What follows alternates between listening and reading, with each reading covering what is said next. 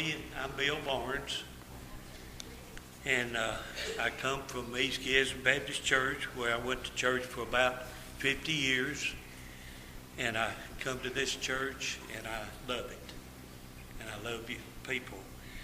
Brother Tommy's been preaching about what the Lord can do for you, and I want to share. I told him I would just like to share what the Lord has done for me. Now, don't look at me. It's Him, because I can't do nothing, but everything can be done through Him.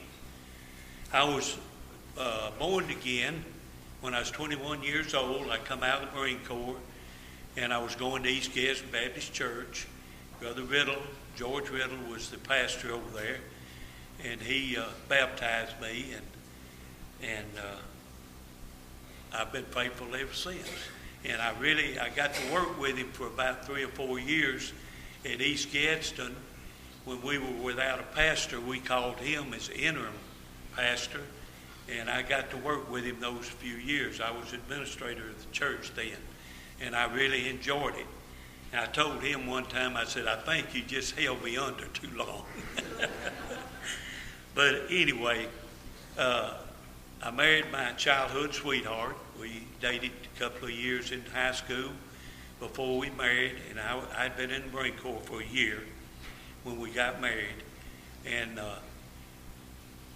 we had 3 children, 1 boy, 2 boys, and 1 girl. And the oldest son, he was fine. My youngest son, middle son, was born with a genital heart defect. The left side of his heart didn't develop at birth. Now, if he'd have been born now, they would just gave him a new heart. But back in then, 58, they didn't have anything they could do. They never had seen a child like that. But anyway, we was sent to Birmingham when he was 2 weeks old. And they told us down there, the cardiologist did, that there wasn't anything they could do for him. And you talk about praying to God. Me and my wife, we prayed to God every day for something, healing or anything He wanted to do. And I prayed that He'd just take my life and let Him live His life. But it don't work that way. And it don't work that way when you have to bury a child. It's better for them to bury you than it is for you to bury them. So, have to excuse me. So we kept going back ever so often, and when we'd go back, they would tell us, they told us if they could keep him alive till he was a year old, that they may could do something for him. Of course, we started praying for that year, But when he was 9 months old, he started having seizures. He wasn't getting enough oxygen to his brain, and he would go into a seizure. And I had oxygen set up at home where we could give him oxygen and bring him out of it. But that, it just kept getting worse. And I was working at the steel plant then. I called home one day, and my wife told me, said, I thought Johnny was going to die. Said, I didn't think I was going to bring him out of it. And I said, I'll be home in a few minutes and change clothes, and I'm going to Birmingham by myself. So I went to Birmingham, and the doctor wasn't in, and I told his secretary, I'm going to be sitting outside the door till he gets here. I need to talk to him, regardless of what time it is. So I sat there about an hour, and he come in, and I told him what had happened, and he said, can you have him down here tomorrow? And I said, yes. So I come back home, and the next day we went down, and he told us then that they had a surgery that they could do to tie an artery in and make more blood go through. So at 9 months old, if you could just think of holding your baby and him sick and going to have to give him up to go to surgery, and you didn't know whether he was going to come back or not. And doctors told us any of those seizures could kill him. But anyway, we prayed and put him in God's hand, and they operated on him, and he come back fine. Well, that operation lasted on him till he was about 6 years old, 6 or 7 years old, and he had to have another one. But in the meantime, every time we went, they would tell us, update us on what they were doing, you know. They call these children blue babies. Their lips are blue, their fingernails are clubbed, and under their fingernails is blue. You can tell them a mile away if you know what you're looking for. So they told us we was going to have surgery again. So we prayed, but this time I was still working in steel plant. We had no money.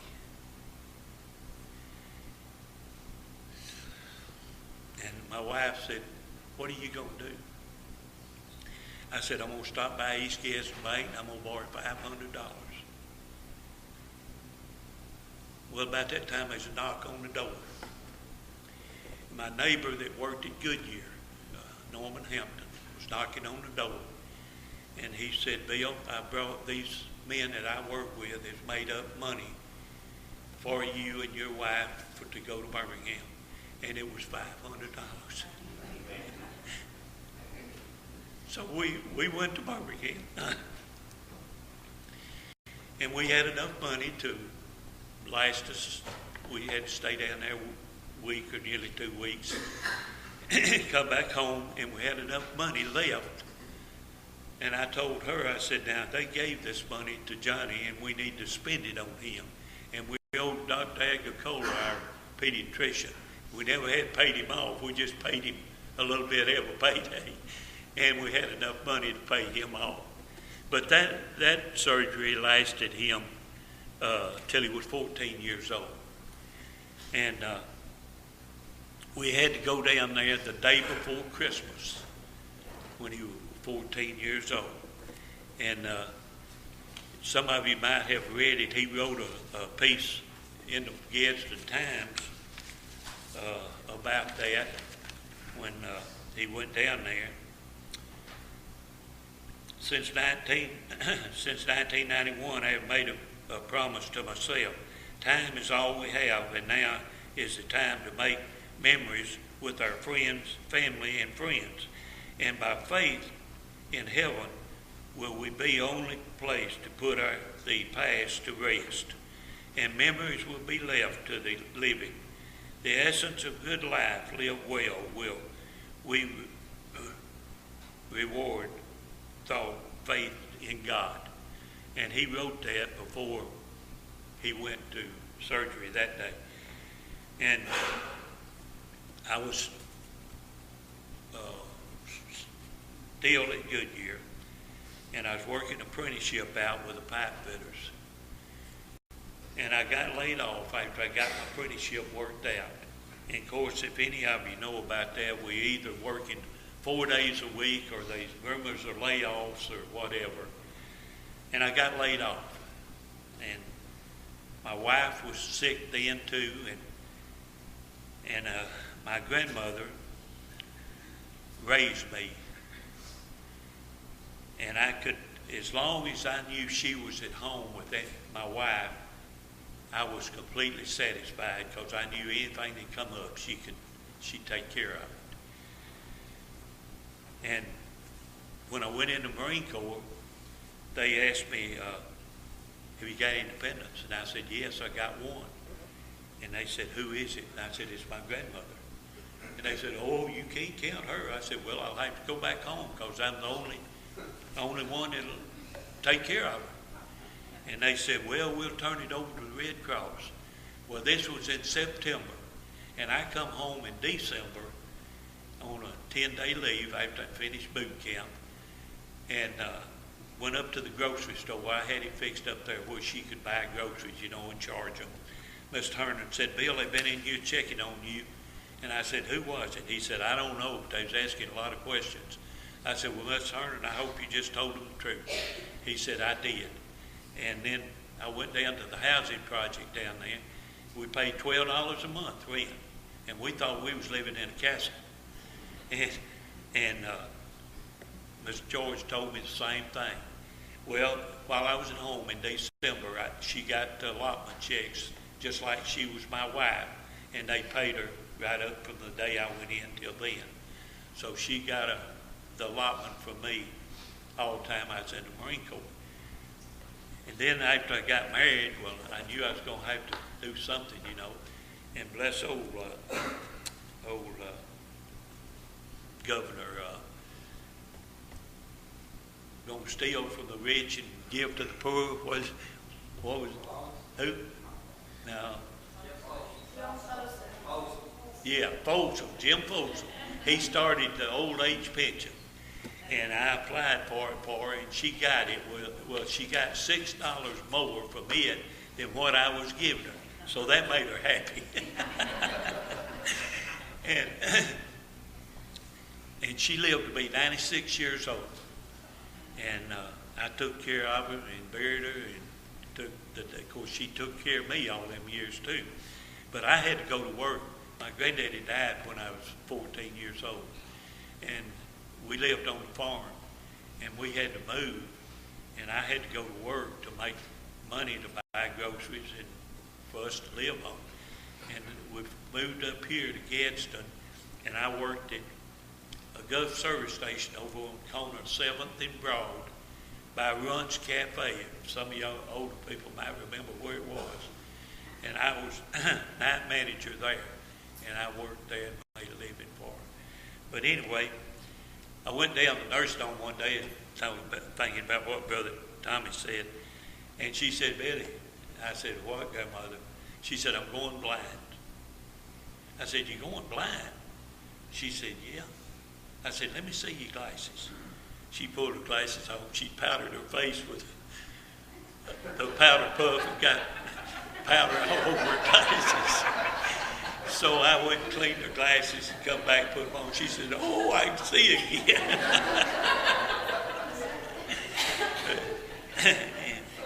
But getting back to Johnny, he got married. He lived and left me with two grandchildren. Patrick, he's in the Air Force, making a career out of it. And Emily is assistant principal at Talladega County High School, and they have done well. If my other kids had done as well as they had, they'd be all right. But anyway, it's just one of those things. But anyway, Johnny lived a pretty normal life there for a few years. He worked at the American National Bank when it was on the corner, Broad Street down there as a teller. And he married and had those two children. And he compared his life to a bird. Have you ever watched a bird build a nest? They build it quick, and then they lay their eggs and how it hatched out. And I never will forget, I shouldn't say this, but when he come back from his honeymoon, he was mad. And I said, Johnny, what's wrong with you? He said, she didn't get pregnant. That's how quick he was wanting children, you know, because he knew. And you take somebody like that that's in their mind, they know they're not going to live long. And they're wanting to live every day the best they can, you know. And he did. And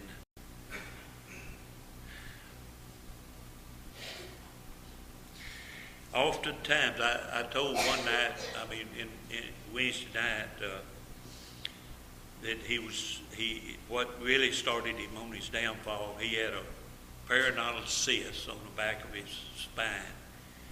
And they took it off, and that peroneal cyst had a staph germ in it. And that staph germ come out and it'll go to your heart if they don't get it in time. Well, it went to his heart, which was the worst thing in the world that could ever happen. And he had to stay in the hospital down there 6 weeks, taking intravenous antibiotics 24 hours a day. And that started his downfall. And And every time we'd go to the doctor, that's the night I told you that the doctor told me he didn't think he was going to make it. And I prayed. I stayed there with him. He always wanted me to be with him. And I would. I'd take off from work. I'd do anything to stay with him. And at 2 o'clock in the morning, I don't know why it is at night, but things look so much worse at night. And then when the daylight comes, it changes. It changes. And I was praying for him, and I was standing there looking at the cars going across 59 over there. And I was praying to God if he's going to take him without him suffering anymore. And no quicker than I had said my prayer, that his fever began to come down, and it broke. And the next morning he was better, and he got better and better, and was able to come home and stay with his children. And I keep claiming the scripture here that God won't put more on you than what you can stand. And sometimes I thought, how much more can I stand, But anyway, you can stand much more than you think you can if you're in his presence. So he come home, and we tried to make every day count. And 2 kids, Margaret was his wife, and she was teaching school. She finished her school, and she was teaching. Of course, he had to go on disability retirement. And we lived a mile or 2 from them, and they would stay down at the house. The kids would a lot, And one day, Margaret was going, her and Emily was going somewhere, and Johnny said, come on, Patrick. Says, let's go pick up some women. Patrick said, yeah, let's go get grandmother.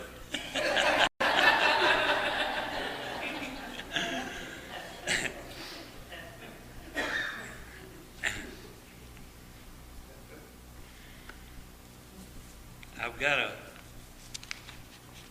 letter here that I want to read you. I found this letter. He wrote it to me. It's so old, the print's just about gone on it. But it was dated Thursday, 8/27/92. He said, Dear Daddy,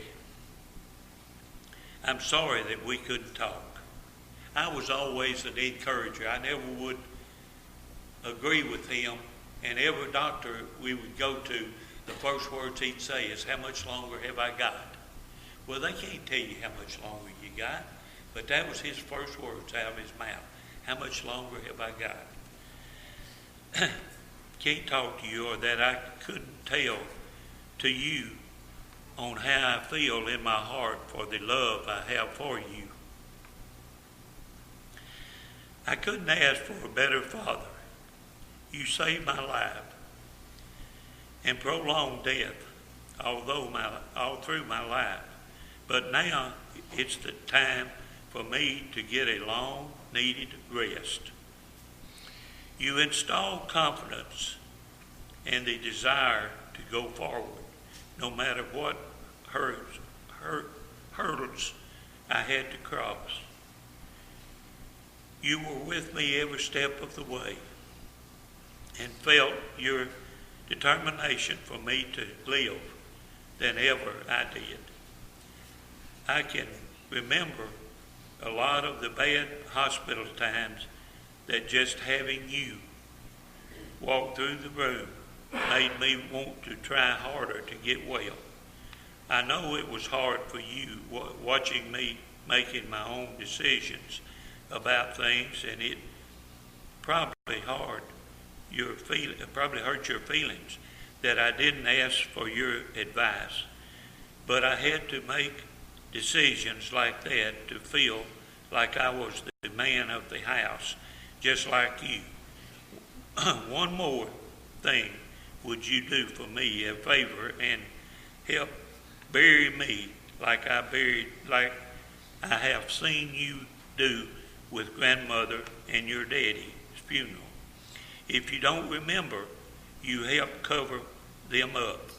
I admired that a lot and took a lot of strength and courage, and I love you for that.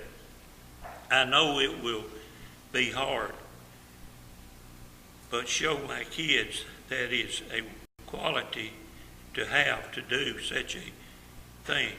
Take care of my family and mother, and I'll be waiting. It's time to rest. I'll see you when you get there. And tell Margaret I love her much.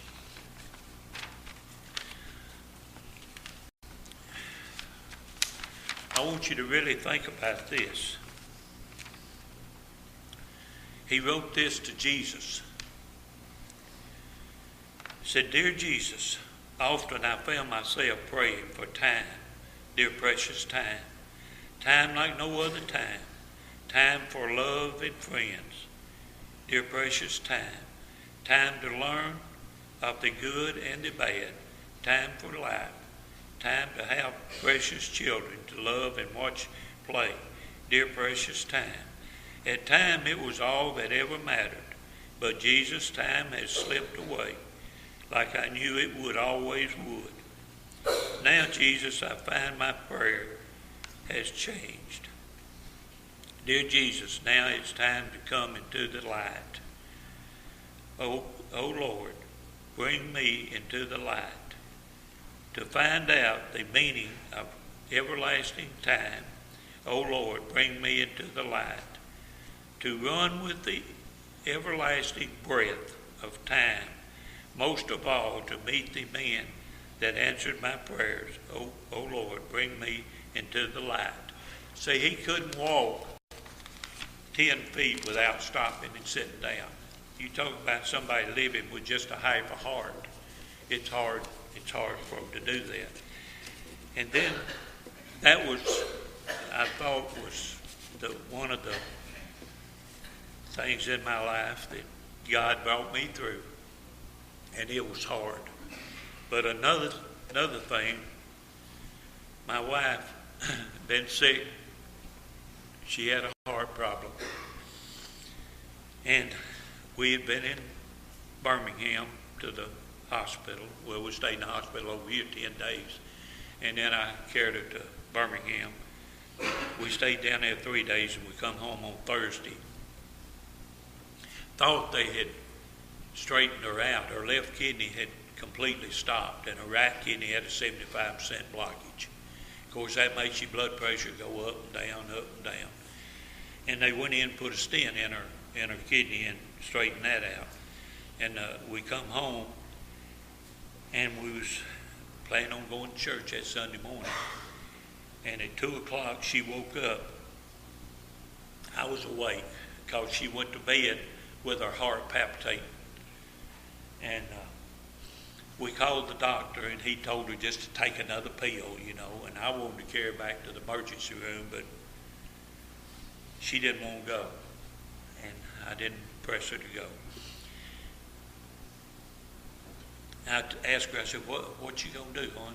She said, I'm going to get up and take another pill so I can go back to sleep. And I said, well, let me get up and get it and you just stay in the bed. She said, no, I've got to use the bathroom. And she used the bathroom and she was standing in front of her mirror. And of course I wasn't more than 10, 12 feet away from her. And she said, Billy, I'm fixing to pass out. Well, I jumped up and run and I got to the door just as she fell. And her head hit the wall. And I knew what happened as quick as I seen it. It broke her neck. But she never did pass out. And she told me to call 911, which I'm already doing, and to call our daughter, Janine. She's a nurse. And we went to Gadsden Regional, and then we got her stable and moved her down to UAB. They did. They'd already put a ventilator in before I got there because we had a living will that we didn't want that. So I had to live with that for a little while. And Monday, the neurosurgeon met with me and the two kids, told us, says, Mr. Barnes, if she ever leaves the hospital, she'll leave with a tracheotomy, a ventilator, and a feeding tube. And I said, well, doctor, we got a living will and we don't want that. And he said, have you got it with you? I said, no, but she can talk to you. And she can talk around that thing in her throat. And he said, well, if she can do that, then, that'd be fine. So Tuesday morning, that was on Monday when they told us that. I don't know whether they told her that or not. I didn't ask, but Tuesday morning when I got there before anybody else did. I know she'd been awake all night and been praying. And she looked at me, and she always called me Billy. She said, Billy, I'm ready to go home. I said, hon, we can't go home now. We're going to have to stay here. She looked up. She said, heaven. And I said, are you sure of that?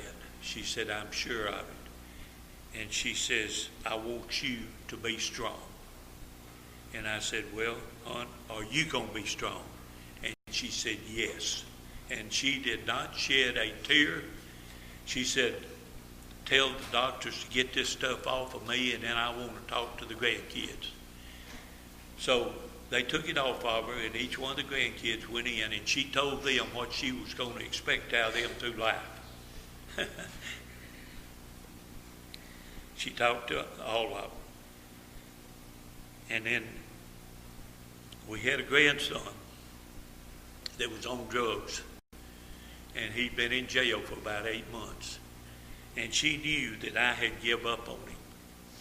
And she said, I need you to do something else. And I said, what, hon?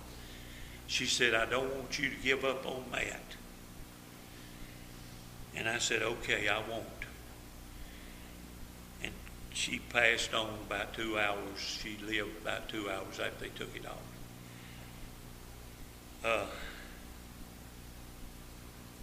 Over here at Crestwood, they told me that was the biggest crowd they'd ever had at a funeral over there.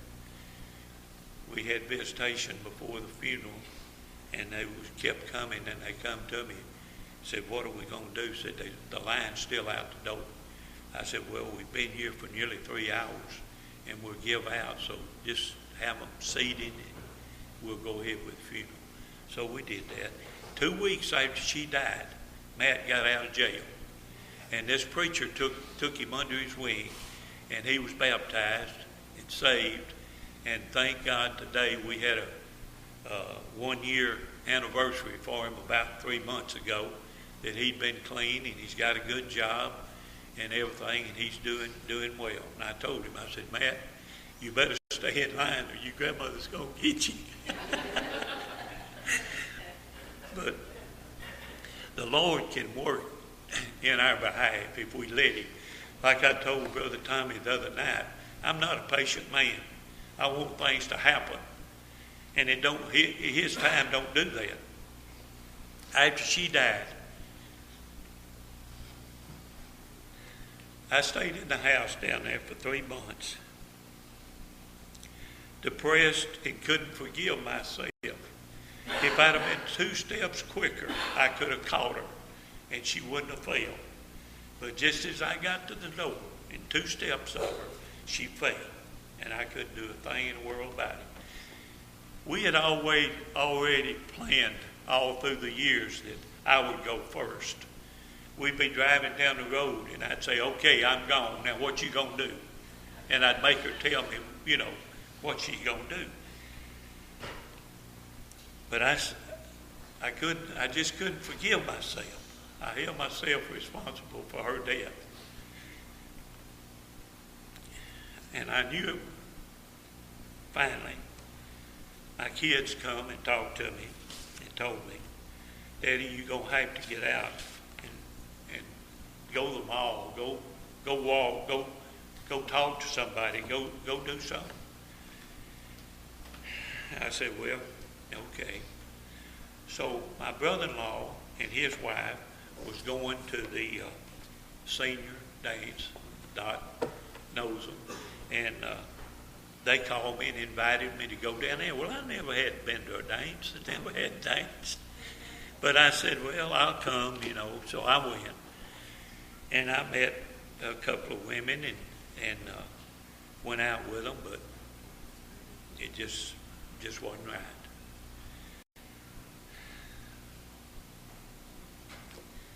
I met Linda.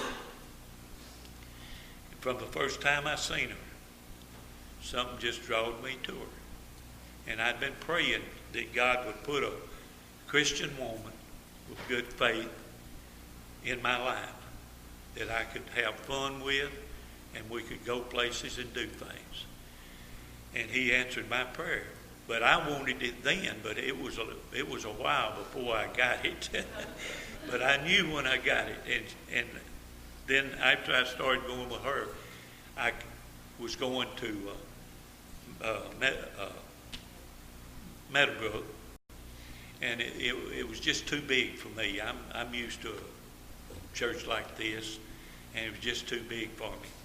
But I was drawn to this church, and I met Brother Tommy, and I liked his preaching, and I liked the people here, friendly, and they accepted me as I was, and I'm just thankful for it. But I need your prayers still, and thank you, Brother Tommy, for letting me share that with them.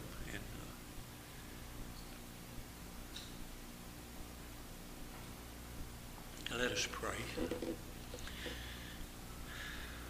Dear God,